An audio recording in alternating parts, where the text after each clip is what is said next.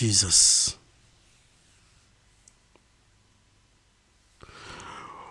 This was very painful. This was so painful. Very, very painful. Please pray for Sudan. Please pray for Sudan. What is happening in Sudan right now? It's worse. Very, very worse. It's like it's an ethnic cleansing. Very, very worse. There is one of the clip that is going viral on TikTok. I wish I got that clip. I'll have shared with you here. Of a lady with her 3 kids, and the lady was trying to plead with the rebels not to kill her children. But the rebels did not listen. They just fired her with her children. 3 of them. This is a woman who is so harmless. She had no weapons, but only because she is of a different ethnic background. Just because she's of a different ethnic background, she's not an Arab. And it's like it's ethnic cleansing. They do not want certain people, people who do not look like them. You know, is that even fair? A people who do not speak their language. Is that even fair? Sudan is crying, Sudan is bleeding. And I also again thought of my wonderful brothers and sisters in Sudan,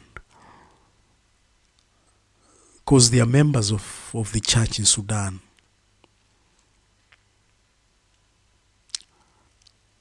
Pray for this country, because it's very alarming.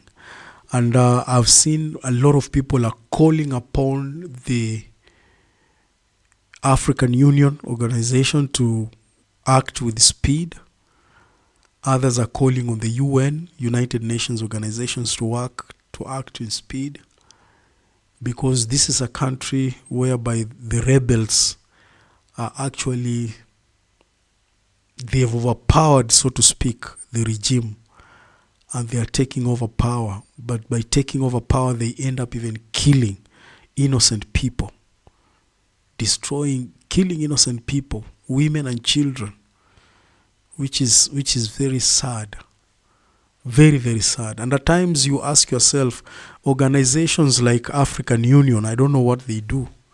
I actually don't understand how, if truly there is a union like this, things like these ones will not be happening. Because for how long will Africa continue losing people? For how long will Africa turn against itself? How long? Now, when you look at this picture here, you find a lot of people that you see who've been displaced here. They are actually women and children. So what does it tell you? Men have been killed. There are women here who've lost their husbands. They've lost their sons. You know? It's very sad. This is Sudan. Please pray for Sudan. Pray for members of the Church of Jesus Christ of Latter-day Saints who are in Sudan. And pray for whatever families that are there, bro. I am so sad over this. The people in this camp in Tawila have harrowing stories to tell. They've arrived exhausted, surviving horrors while fleeing the paramilitary rapid support forces in Fasher in North Darfur. Alka Ismail explains how attackers only spared him because one of the captors recognized him. This was on Sunday. There was a young man I studied with in the University of Khartoum. He told them, "Don't kill him." After that, they killed the rest of the people, the youths with me and my friends.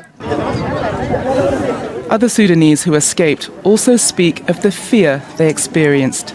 All of a sudden they showed up, from where I don't know. 3 young men showed up, different ages. They shot in the air and said, "Stop, stop." They were wearing RSF clothes. They hit us hard. They threw our clothes on the ground. Even I, as a woman, was searched. The attacker, he could be younger than my daughter. Fatima Abdulrahim fled with her grandchildren. She says she walked for 5 days in brutal conditions to reach Tawila. They beat the boys and took everything we owned. They left us with nothing. After we arrived here, we learned that the girls in the group that came after us had been raped, but our girls escaped. Not everyone in Rawa Abdallah's family made it. She waits anxiously for news of her father. My father is missing. We don't know whether he's alive or dead, whether he's with the people who left, is injured or is dead. Tens of thousands of people here are traumatized and have little option but to find ways to survive, uncertain of what lies ahead. Amma Boateng, Al Jazeera. So that is Sudan for you. It is so bad. There's so many pictures that are horror pictures, and these are things that are being done by young kids. Like the other guy there, you'll hear, they said they spared his life because one of the persons who was with those people happened to be his classmate in the University of Khartoum, you know. And so far from what we are seeing here, this is actually ethnic cleansing. Simply because I don't look like you, you have to kill me. And these young kids are kind of like they are being used by a people who are not even in Sudan, driving a specific agenda. So they are using young Sudanese people to kill other Sudanese simply because they are not members of their ethnic, community. This is sad, and it is happening in Africa. This is sad. Why will a brother turn against a brother? Why? Simply because of resources that God had put in that area. So somebody feels that they need those resources, but they don't need the people around those resources. And yet those people did not bring themselves there.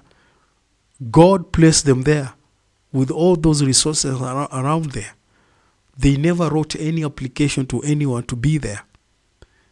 But why will you kill them simply because you want a certain resource that happens to be within the ancestral home? It is so sad. And funniest enough is that other governments who are not part and parcel of the African continent, these are the governments that are actually enriching themselves with the resources of these people. But look at the indigenous people, the way they are suffering. Because somebody somewhere needs a certain resource. And now you have to make people suffer simply because your company has to operate. And for your company to operate, you must own those resources that are there. This is a vampire's world. Man eat man society. Innocent children, look at them. They don't even know what is happening. Like the clip I shared with you on TikTok. That clip of a mother pleading with the rebel, and that rebel happens to be like, her own son, because she's older to be the mother of that guy who shot her. And young children have no mercy. They can kill for money. And they killed that young lady. They killed that mother with her 4 kids. Shot her dead. Simply because somebody wanted you to work for him. And because that person wants those resources there. wants those resources there. And this man does not even share any ancestral link with that community. But the only thing that is bringing him there, and he wants to displace people and kill them, it's because of what is in that land. Something that God placed it there. Now you have to kill people because of what happened to be in their very own ancestral land. Wicked people. Wicked people. Sometimes these are the things that will make us always pray and ask God, why don't you just come quickly? Because we are tired of seeing some of our brothers and sisters suffering like this. We are actually tired. Just come quickly and put these things to rest. Because people have been killed in Sudan. We are talking of thousands and thousands and thousands of ethnic communities. It is an ethnic cleansing. Somebody does not want a certain people in that country. He wants people that looks like them. And that's why they are killing people of African origin. Because they only need Arabs there. What a shame.